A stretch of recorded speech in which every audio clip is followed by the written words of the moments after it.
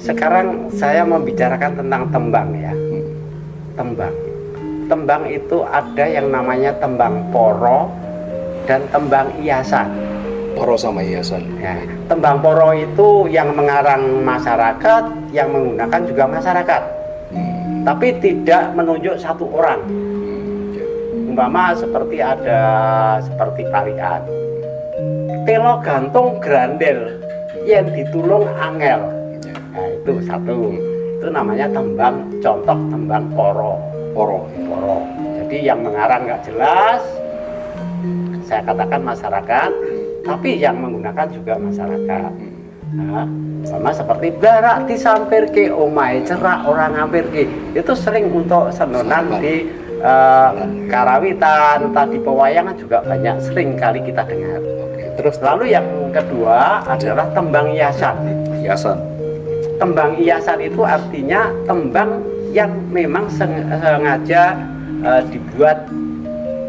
dibuat oleh para wali. Ya. Nah, itu fungsi dan manfaatnya itu untuk memberi nasihat kepada anak-anak yang khususnya masih sentono dalam. Sentono dalam.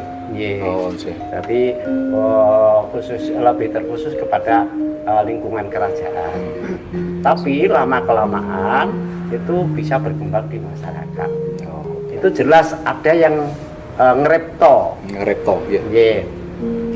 Saking mapinten-pinten tembang menika, 11 tembang menika ingkang ngerepto Wali Songo.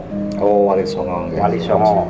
Menika satosipun sampun kula rekam wonten sampun kula serat wonten ing tembang Dandang Bulo. Dandang Bulo. Nah, sak menika nun sewu nggih, babagan menika umpaminipun tembang menika ingkang ngripta sinten? Menika wonten watak-watakipun piyambak. Terus menika ingkang asring sak menika mboten pun gatosaken paminipun watak tembang.